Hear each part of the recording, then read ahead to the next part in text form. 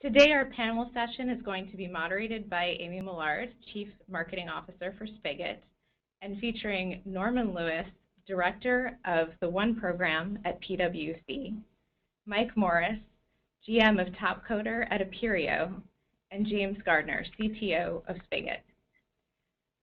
So today we'll be sharing how enterprises are leveraging crowdsourced ideation and prototyping to get results from their innovation programs. So Norman Lewis leads One PwC, which is the company's crowdsourced innovation service.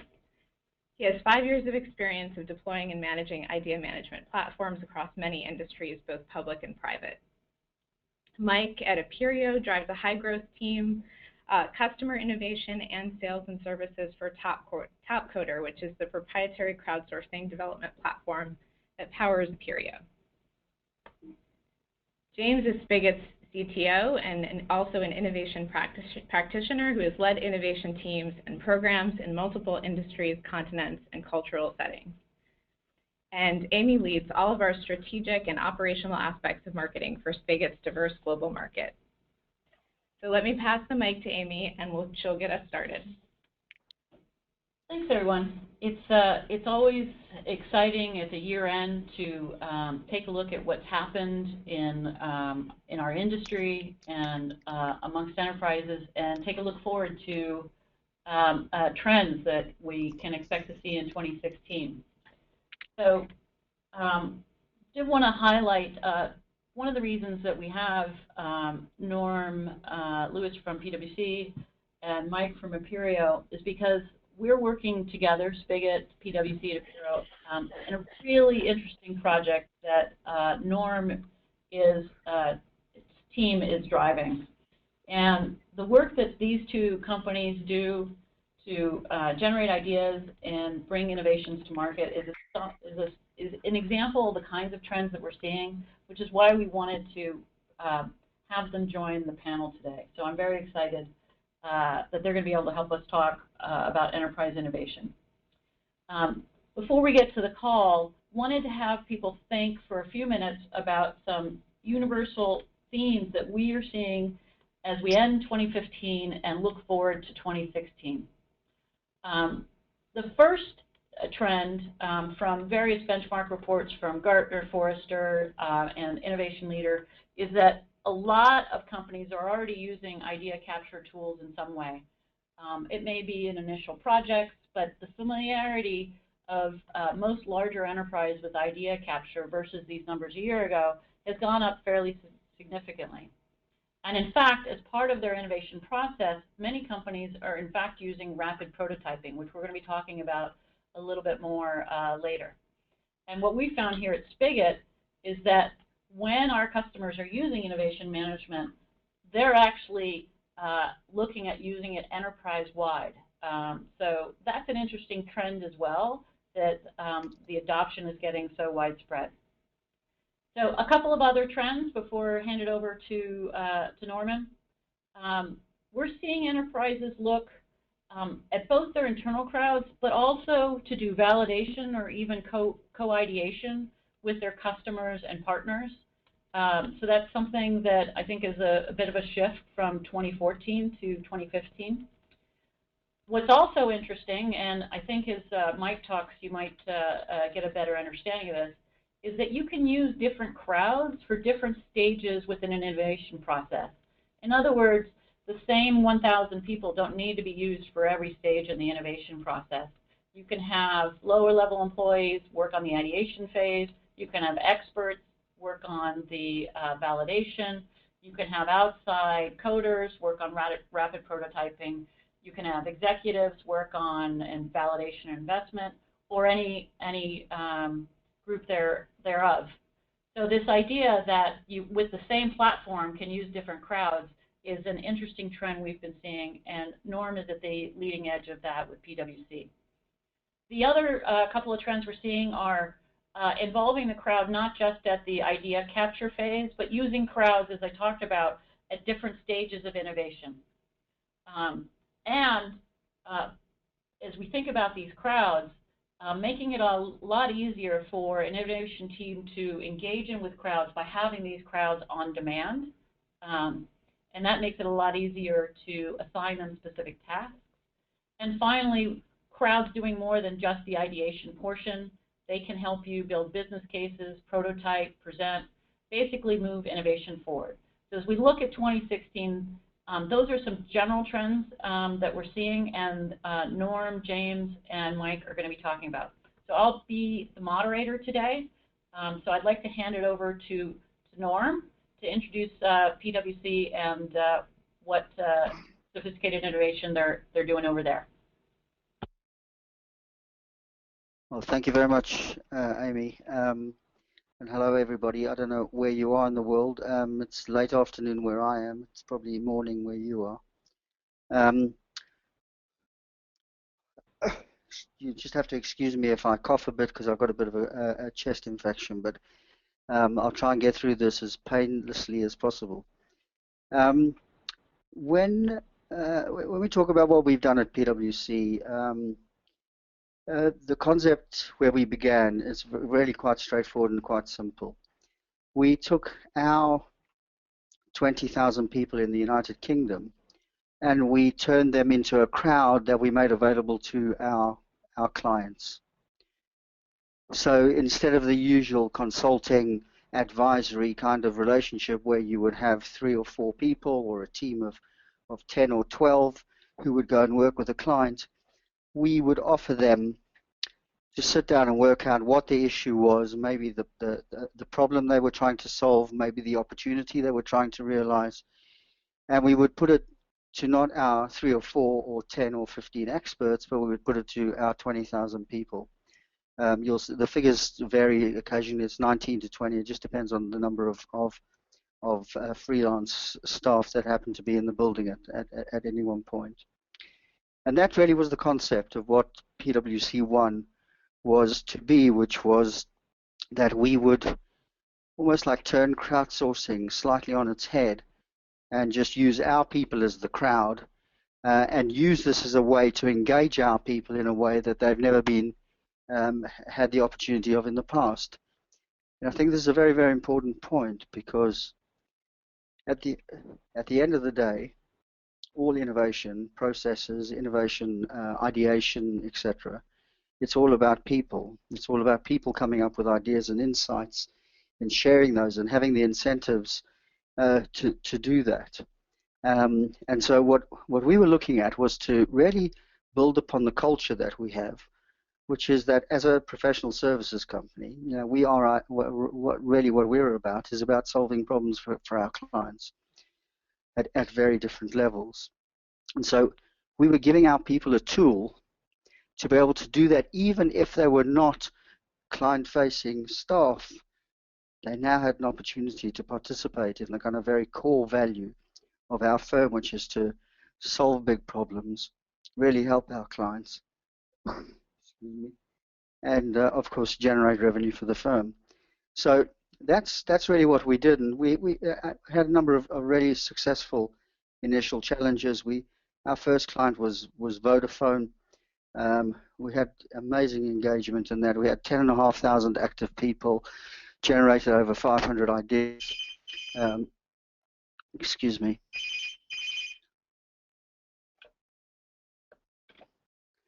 Eventually got down to about 30 that we put through a filter. At that point, we didn't have what I'm going to go on to talk about, is that we didn't have any kind of like rapid prototyping capability. So we had like a review process that we went through with our experts, our market experts, as well as the Vodafone's experts.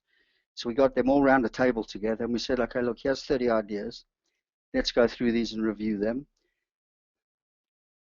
Reject the ones that you've already tried or you don't think are going to work, and tell us what are the unique ideas here, and we'll concentrate on those, which is what we did. And eventually we ended up with about a short list of 7 that they were really flabbergasted that our people had come up with. This was for Vodafone Global Enterprises, so this was about services that could be sold to businesses. And it wasn't consumer facing. I think the next point I'd make with regard to what else we've done at is this point about the methodology that we developed around this, because really what it is, what I was trying to get to earlier, is that at the end of the day, as much as we love Spigot, and of course we love Spigot, I have to say that, but we do. The platform is extraordinarily powerful, and I think it's getting better and better. But really, at the end of the day, it's about your people. It's about the people really are the platform. And so what's critical to a crowdsourced innovation program inside a company or anywhere is how you engage a crowd, how you communicate with them, how you build that community, how you recognize people's contributions, and how you reward what they do. And I think I would argue that is so fundamentally important that if you get any of that wrong, with the best intentions in the world, you might be able to run one or two good challenges, but you will never sustain that in the long term because people just won't engage. It's like every time you do a challenge, you're almost like starting at year zero because you have to kind of reinvent that relationship. You've got to move people into another space. But what we've learned is that not everybody gets involved in the same challenge.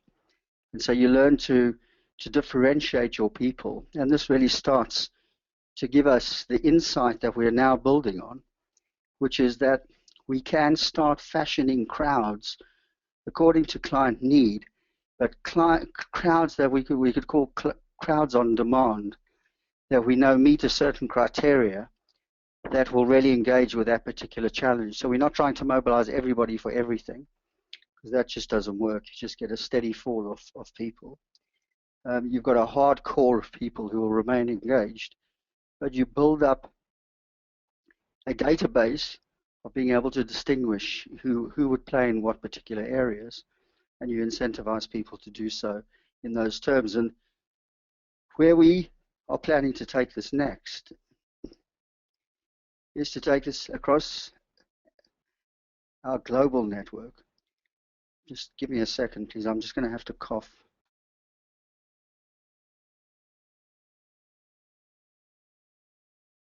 Excuse me. Across our global network, which is over 200,000 people in I don't know how many countries. It seems to change every week. I try and check it out. But what I'm very excited about with that is that we will have a capacity to knit together crowds according to a client, wherever they might be operating, whatever particular markets they're operating, whatever particular demographic they're operating in. We could offer a crowd that could meet those requirements. And I think that becomes a very powerful proposition. So the final point I wanted to make, which is not on the slide that you've got in front of you, is that one of the key things, and where we've seen real return on what we've started to do, is crowdsourcing, ideation, what we do on the platform, very rapidly allows us to identify what the ideas are, what the kind of key ideas are that people are flocking around. And this very quickly tells you this is where we need to concentrate, or tells the client these are the kinds of areas. But what we're now doing is going a step further, and as part of that process, we want to be able to, where it's appropriate, be able to rapidly develop those ideas into a prototype. Let's say instead of going to the client with some slideware, we go with an application that they can actually play with and say, well, this is what it would look like, this is what it would feel like, this is the basic functionality. What do you think? Why I'm so excited about that, and that's where our relationship with Aperio comes in, is because what this does very quickly for us is it will get us to the point where the client is either going to immediately love it or reject it. That's very, very important, because in an innovation process, the ability to kill something fast is as important as being able to spot what's going to be successful. Because you do not want to spend time on something and resources that is not going to work at the end of the day. So this rapid ability to get to the right ideas, bring them to life in this kind of a rapid prototype way, which fires the imagination of the client. You can taste it and can see tangibly what the hell you're getting at. I think is a great process whereby we will bring a return on any investment we've made in investing in this kind of a platform and process, because I think it will yield very positive results in the longer term. That's basically my introductory comments.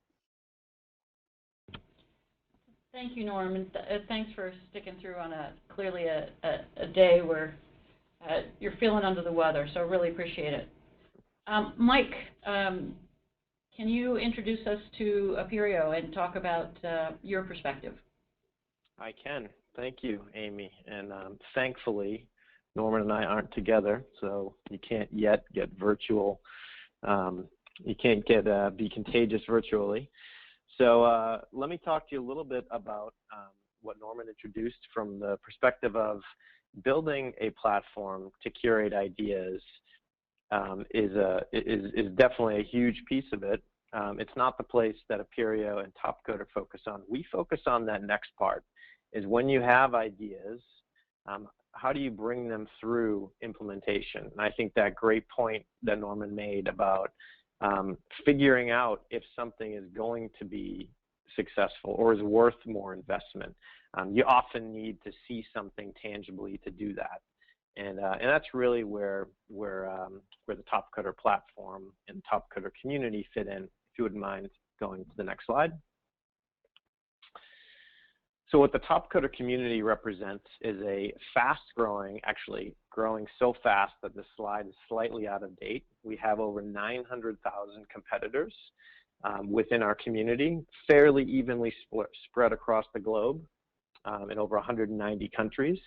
And that community is full of very talented designers, developers, and data scientists. And what we've done is we've built a platform to allow our partners, our customers, to tap into that on an on-demand basis. So if you need something that has to be built, or you need something that needs to be designed, or you want to develop a data science algorithm, you have an on-demand workforce that, if spec'd out properly, if provided to the community properly, you can get very quick results. If you wouldn't mind going to the next slide. And how it works, very simply put, is we take problems, we take application needs, software development needs, and we break them down into pieces of work that target specific skill sets, generally in those three categories I talked about. Your designers, your developers, your data scientists, each very different members of our community. And when we break those problems down, that's called the atomization of breaking a application or a set of challenges down into specific individual challenges. We then go out to the community and we invite them to come in and work on those problems. They self-select into the ones they're most interested in, the ones that they have a domain knowledge in, the ones that they maybe have done something similar before, and they submit solutions for the problem. They submit outputs, and those are deliverables. We do this on a pretty rapid basis, so we can launch thousands of challenges in a given month, and all of those challenges you will typically be part of a larger solution. If you wouldn't mind going to the next slide. Now, finally, how does this fit into an innovation program? And where does it fit within Spigot? Where does it fit within the One platform with PwC? I'll talk a little bit about what I've seen in our customer base over the years. I've seen a lot of companies implement innovation programs, and they do it on what I would call a shoestring budget. So they put somebody in charge of innovation, in charge of bringing new products to market, and they don't fund it properly. And then the second thing I often see is they give unrealistic timelines, which is we need something really quickly, we need it yesterday, we're behind. And then the final thing is they don't often define, or can they, many times define, what does it mean to be innovative? What does it mean to bring a product to market? What does that look like? So that left-hand part of the funnel here, the traditional funnel, leaves a person responsible for driving innovation with a very meek chance of success, where you can try just a couple ideas because of the breadth and the budget that you have. You may take one or two of them to prototype, and if it sticks, then you bring it to production. The stars really have to align for that to work out, especially in a repeatable basis. But if you can take a platform like the one platform for PwC built on Spigot and generate lots of ideas, hundreds of ideas, thousands of ideas, and discussions around those ideas, you can then very selectively choose the ones that you think are going to have the most chance of success and try them. It's all about what can you try, what can you experiment with to see if it's going to have some stickiness to it in the market. And then once you do that, you can continue on the path of building the ones that have the best chance of success. And the big difference between the left-hand side of this slide and the right-hand side of this slide is that the right-hand side of this slide, if done properly, can be extremely predictable. And now you've taken something that's innovation, it's been fairly amorphous, and you've made it predictable. And that's really what we're trying to do. So with that, Amy, I'll pass it back to you. And now I'd like to introduce our final panelist, James Gardner of Spigot, who is the Chief Technology Officer of Spigot. Thank you very much, Amy. So actually, as Chief Technology Officer of Spigot, I'm responsible for all of the things we do about taking the platform from a concept into market. And the most interesting thing I think about that part of my job is that I also lead our big research team, which does research into the science of innovation and the science of crowds, and I hope to speak a little about that today. I was also the founding customer of Spigot, and as Chief Innovation Officer at Lloyd's Banking Group, when I was that person, I began with the platform on the very first day it was founded, and I've been with it ever since. And it's remarkable, the evolution of the company and the industry in that time. Today, Spigot, it's exciting. It's the most widely deployed innovation platform in the world. And we have 4.5 million users in many countries around the world. And I can tell you, this presents us with the most extraordinary research database. And in aggregate, we see things that these users are doing and make, it seems, daily discoveries about the way innovation works in organizations and in crowds. And I hope that we will have the opportunity to discuss a little bit about that today. Spigot as a company is 4 times larger than its nearest competitor, and we have the #1 market share in innovation management. It's something that we're very proud of because it's a large and crowded field. And I'd like to think that we are doing some very unique and interesting things, which has led us to that position. And if I could have the next slide, Amy. Interestingly, the most important thing, I think, about what we've been doing is some of the results that our customers have had. And I think that the most interesting numbers there are on this slide. For example, you can look at the kinds of things that people have done using our technology, and we can identify in excess of $1 billion worth of growth in top-line revenue based on ideas and processes and systems that came out of the Spigot platform.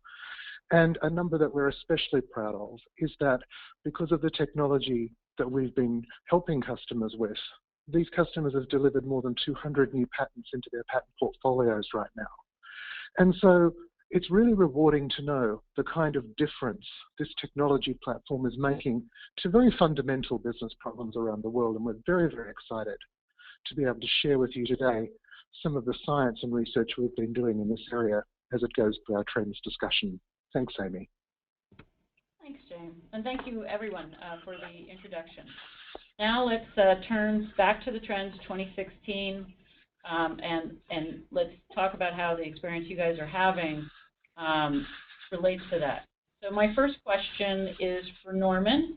How has new technology and process PwC1 accelerated the time to market for for either PwC projects or for your customers? Are you seeing that faster pipeline that Mike talked about? Yeah, I think we definitely are. I mean, we did a project with Mike's team actually. Our first experience of using Apereo, although now there's a whole number of areas of PwC who are using Apereo to build a number of platforms and applications. But we did it ourselves internally because we wanted to build an app for a particular community that we're building. And you know, everything that Mike said, he kind of like underplayed it, because the process and the results were just remarkable in terms of how quickly it happened, how consistently good it was, in terms of how we got to getting to an application which, in terms of design, I haven't seen anything like this on the market. The kind of user interface, the coding, everything just works brilliantly, and the team are just absolutely top notch. So, you know, we are going to be doing this with a number of customers in the new year, and if we tried this ourselves, we wanted to, you know, as we say, we wanted to eat our own dog food before we take this out to clients, just to ensure that when we do go down this path, that we know what we're doing and we know we can deliver on what we're promising. And from our experience, the idea of rapidly developing something from, you know, initially just getting the designs and concepts of what the prototype might look like and a click through, to then build the thing and have it ready to be deployed in a way that, you know, the time was just remarkably short and relatively inexpensive, honestly, if you think about what that would have cost if we'd gone to an agency and gone through that kind of process. So that has kind of given us a huge amount of confidence that we can take this to our clients. And so to answer your question, I mean, we haven't done it with a client yet, but we will be in the new year. So that's interesting, and I can say on behalf of Spigot, what PwC is doing, we see is just amazing, and the program that Norm drives is always out ahead in terms of thinking. So for those on the webcast, I would certainly expect this trend to expand. I've got a question for you, Mike. As Apereo is driving the prototype end of it, how much do you see the ideas change from the initial stage to the prototype concept? And what's the change you see, and what is the one question we often get is how much change, how does that change happen? And James, if you could comment as well. Great question, Amy. And so I would say there's not a lot of change from the idea to the prototype necessarily, because the key to it is speed. You want to get, if an idea has legs, you want to bring it to life as quickly as possible.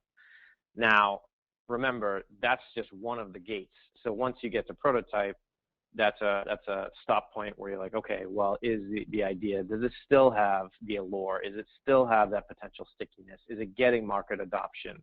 From the point where you go from prototype to minimal viable product, there is a considerable amount of change there. I mean, if I had to estimate it, I would say it's less than half, but you know, somewhere between probably 30% or so change. Maybe even more than that, but I would say, to your original question, I don't see a ton of change, at least in our programs, because we're mostly focused on, within a week to 2 week period, can you bring something to life? Can you give that idea a physical embodiment through an application, through a set of screens, through a prototype? So this is James. Yes, I think that's quite correct. And in our data, inside our system, as we track ideas from the moment that they are submitted to the moment they are approved for development, I think that often the amount of change in that process is not very great. You do tend to see iterative improvement of the idea through that process. But another thing that we've observed is that after the idea has been approved, if it goes back through the cycle, you can quite often see much more enhancement of the concept, much more data being added to the concept, and on occasion, that has resulted in a pivot of the idea. And you can quite clearly see in our data when that happens. It's because you can see the crowd that constitutes the idea is slightly different. You can see the kinds of data that that crowd is generating is slightly different. And it's super interesting to actually contemplate the set of statistical tests we might be able to apply to that data in order to work out, has a pivot occurred or is a pivot important? And that is an area of work that the team are presently engaged in. How can we work out if this idea is going to be a thing, and if it is not going to be a thing, can we provide some advice about how it can be, in fact, a thing? Amy. That's interesting. And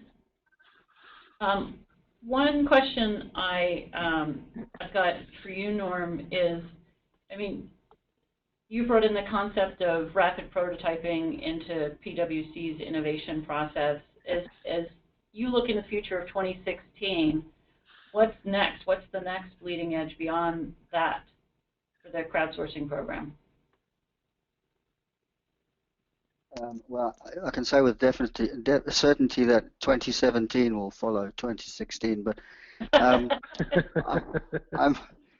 it's very difficult to make those kinds of predictions. I do think that the kind of key drivers in all of this are going to be a combination of the platform getting smarter, which I think is in the pipeline from Spigot. Sorry, and the closer integration with something like Apereo, where I think we will find that rapid prototyping and all of that might not be appropriate in every instance, but there might be things we can do that we haven't yet thought about certain ideas about what we could do using different crowds to try and develop that in a way that Mike was talking about. Not in terms of building an app, for example, but perhaps doing some research that could rapidly add data to ideas that would make them more attractive or have higher potential or whatever. So I think there's going to be a lot of differentiation that's going to go on here.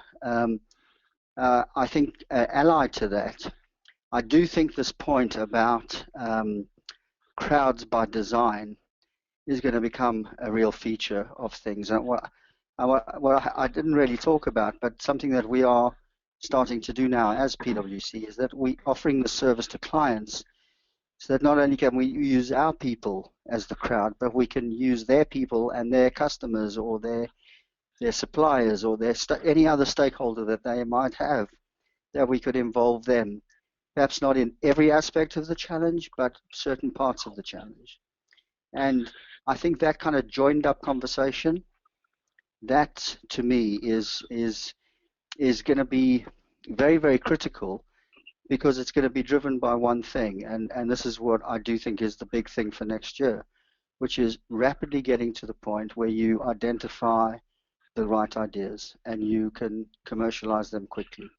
I think that's what every business is looking for, and if we can come up with a really robust methodology of doing that, then they're really going to want to play with us, because we will bring a return rapidly on any investment that they make in this space.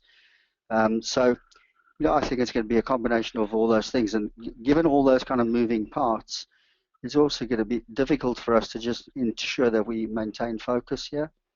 And I suppose the key to the whole thing is, what problem are we solving? Are we solving the right problem? Have we solved the problem? If so, then we've created value. Otherwise, we're wasting our time. If I could just add to that, this is James, and particularly to Norm's point about cleverness in the process. We are spending a lot of time at Spigot working on artificial intelligence and machine learning approaches to taking the drudgery out of this process Norm speaks of, which is, how do I take sometimes hundreds of ideas and turn them into things that can be actioned. In fact, much of the inspiration for where automation and machine learning could be added to this effect has come from Norm's program. He told us about the things which are challenging and time-consuming and require a lot of effort, and we spend time thinking about, well, would you really need to do these essentially low-level tasks, and we get the machine to do them, and if we do that, does it free up the valuable resources at, say, a PwC to go up the value chain and create much bigger business benefit? We believe that to be true. And so it's very exciting, I think, for 2016 to see where this particular direction will go. Stage gates, for example, are actually extremely manual things, and there are excellent methods that we might be able to apply in 2016 to automating some of the procedures around that.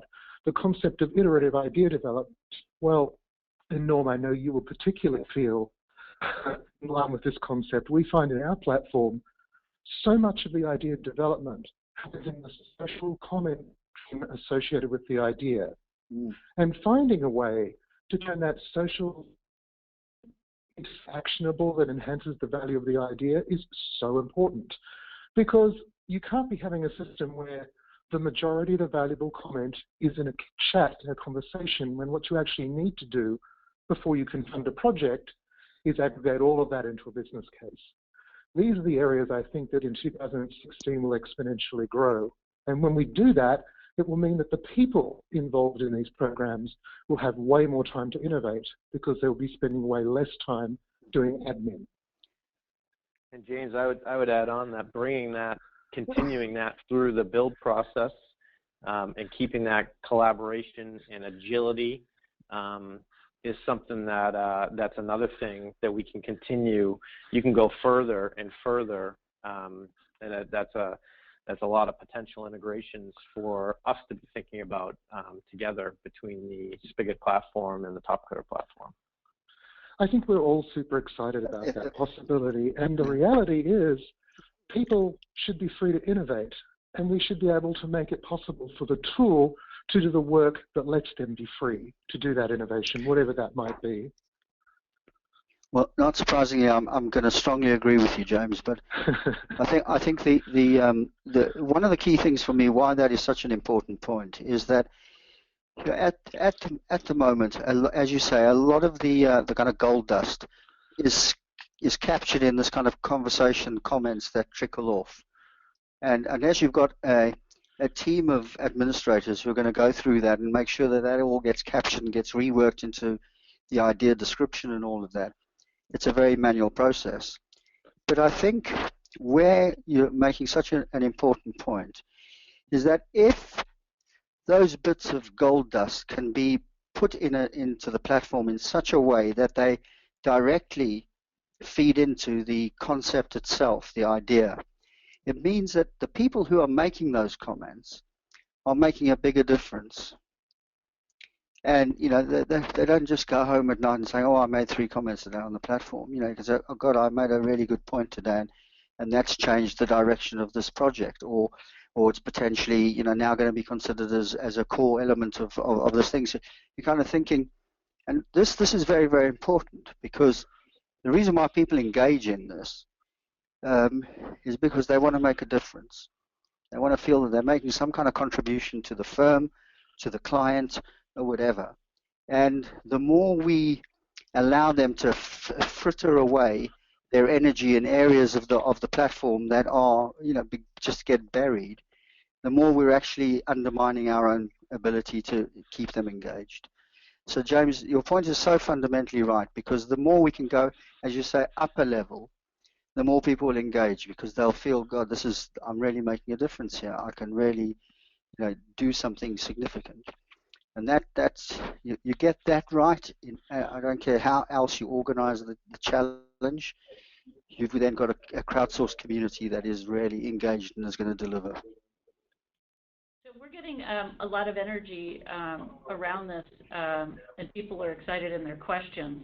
One thing I'm seeing, though, is that clearly at PwC, you've been doing this for a while, and so you have the muscle, the team, the institutional capability for a couple of folks saying we're just getting started, where would you recommend us to focus first to essentially end up where PwC is today, where innovation is part of your DNA? Where do they start with their innovation program? That's like, how long is a piece of string? It's a very difficult question to answer that, because obviously it depends on the particular company and the culture and of how that's being introduced, who owns it inside the firm, and to the extent to which you have senior management buy into the whole thing. Because what was unique about what we did at PwC, I think, was that we really got buy-in from the board. And in fact, the second pilot that we ran before we launched to the entire firm was amongst our partners and our directors. We did that because we wanted them to experience it and not feel like, oh, it's another piece of technology. I'm over the age of 36 and therefore I can't do any technology anymore. That kind of moronic reaction that you do get amongst some senior executives. So we wanted them to feel at ease with the platform, but we also used it to generate a pipeline for ourselves. So we said to them, which of your clients should we be taking this to? And by engaging them, and we got about 65% of the partners to engage on the platform, and about 70% of the directors. Those are the two top levels in PwC, and that was really an inspired process, because when we did launch across the whole firm, it was brilliant. There was no negativity from senior management. Everybody, in fact, the partners were kind of like telling their people, about how you could do this and how you could do that.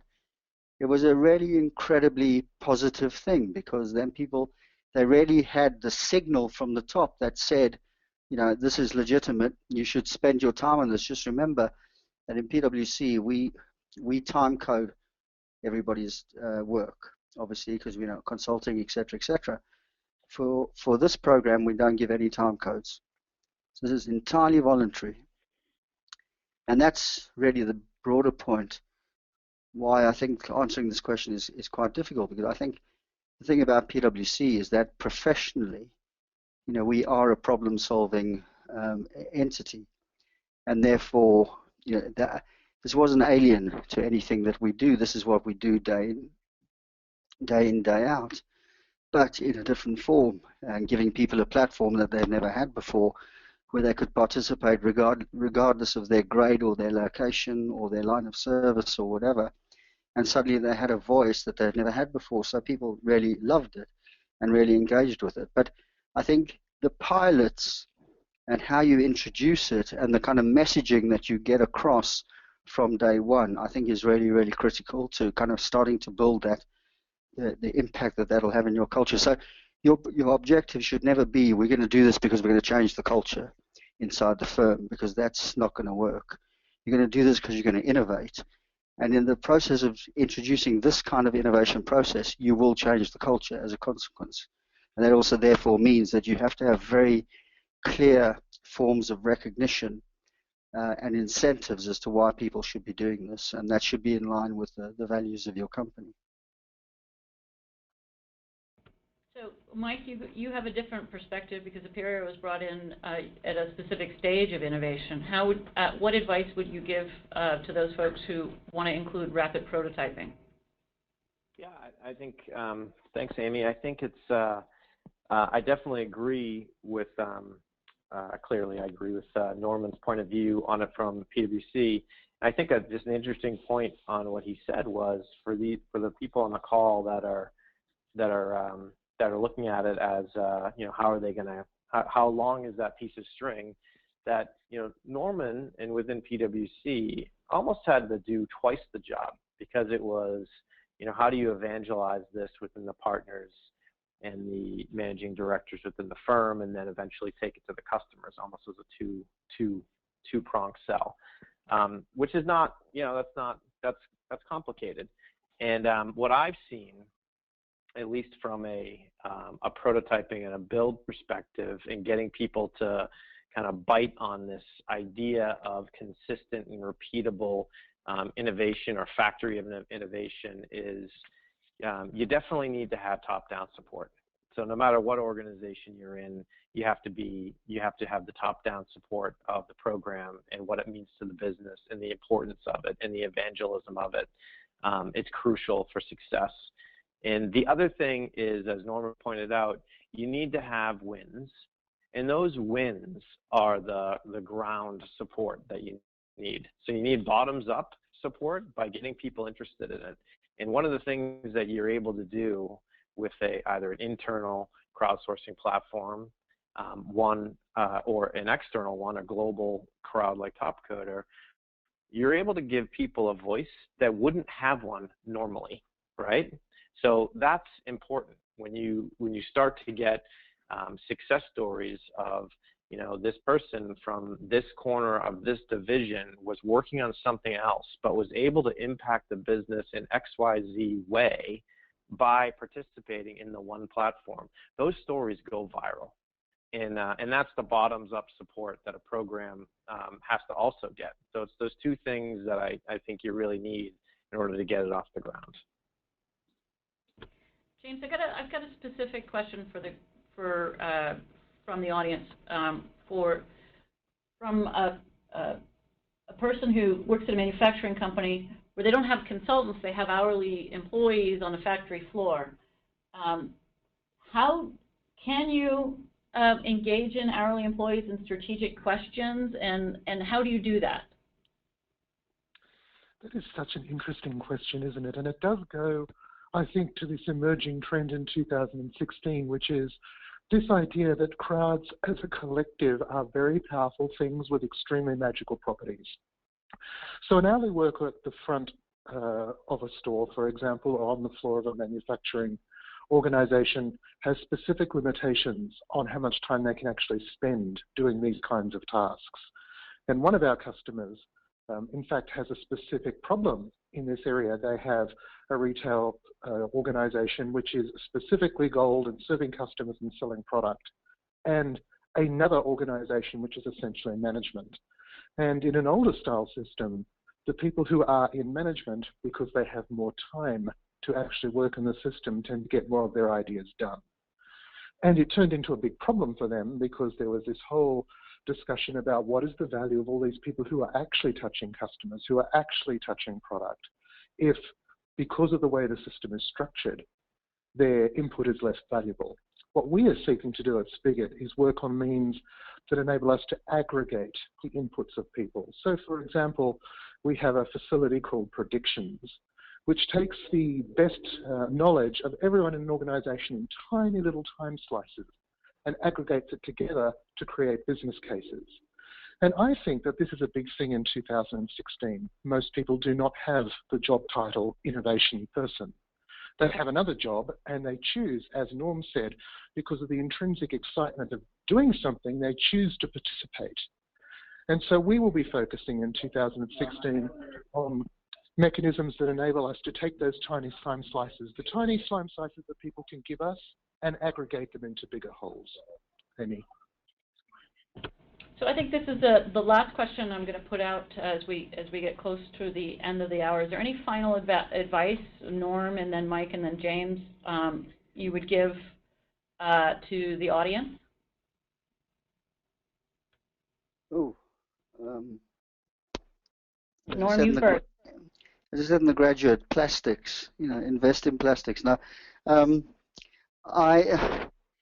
advice would be that if you aren't crowdsourcing, then you should really get moving on that, because I think we're still at the beginning of this process. When I saw Aperio, and I saw the power of what these guys are creating, the implications of what they've done, not just for how rapidly you could build apps and software and etc., but the implications for the future of work, the whole where everything is going is very fundamentally being challenged here. And I think this is not a trend that's going to disappear. This is not some kind of a fad, because we've seen that as the internet's grown, the crowds and social software and social networking, has become such a powerful force now. It's just remember that this is the first time in the history of technology, in communications technology, that you have a technology and a behavior that has gone from the consumer space into the enterprise, and not the other way around. Go back to the telephone, the fax machine, your first email address, the first access you had to the internet, your first mobile phone. It all began with getting that inside the company, and then it was something that gradually you were able to do outside of the company. Now it's the opposite. That behavior, that network effect of billions of people being connected now and being able to easily come together because they share the same passions, the same interests, etc. That it's changing the game completely. And you just have to think to yourself, how much spare time do a 1.5 billion people have between them a day? And if you start to compute things like that, it's just inconceivable to think that the way we've done things up until now in terms of the services that we enjoy, whether it's music or Hollywood or movies or whatever, to think that that's where all the culture is going to come from. You're just living in a dreamland, because the quantitative element of this is going to move into a qualitative one. And I think this is the biggest thing I'd end with is that this is a fantastic opportunity, because if you do this right, you're no longer confined to the excellence that you have within your own company. You can now extend your company in such a way that you can take advantage of ideas and imagination, creativity of literally thousands of people outside who can help drive your business. And I think it's a fantastic journey. It's quite frightening to think about it. Sometimes it becomes a little bit overpowering and awesome, but it's definitely the way to go. And I think as I said, we're at the beginning of this, and I'm very interested to interact with anybody who's got views on this, because I don't know exactly how this is going to work out, but I know that I'm embarking on a journey that I know is the right one. Where we get to in the end, we'll see. Amy, I've got a quick one, so I'll give it to you. So I think we've talked a lot. Although it's totally okay to fail fast. In fact, it's a positive, right? Failing fast. We've talked about that. Don't lose sight of the fact that success is only measured through the wins, and more specifically, how those wins affect the business, affect the hard metrics of the business. I think that's an important thing for innovators not to lose sight of, that it's the wins that matter, and it's the wins that get implemented, and it's the wins that affect the business that matter. So that's my parting advice to the group. James? For me, this is James. I think I just have one piece of advice, and that is, as I mentioned a moment ago, there's this magical thing about groups of people working together in a collaborative fashion. It tends to be synergistic, and as opposed to additive. And the interesting thing about that is when you use a crowd approach to problems, and there's very many kinds of problems, as we've heard today about coding problems and other sorts of problems, interesting things come out, unexpected things come out. And over time, it's generally we can see that those interesting things would not have come about had there not been a crowd involved. And so as a strategy, crowd provides a new source of insights, a new source of activity that would not have been something that had happened previously. And so going where Norm says, which is start this now, is such great advice. Well, thank you, everybody. Norm, Mike, James, today. I learned a lot, and thank you to the audience for all the questions today. We didn't get to everybody's questions, but we'll be following up individually if needed. And we're also going to be sending out a recording of the webcast. So thank you for those who listened today. If you've got Spigot product-specific questions, you can find more info at spigot.com, or you can reach out to us through our website or email us at hello@spigot.com. We hope you enjoyed today's webinar, and we look forward to hosting you again next month. Thank you, everyone.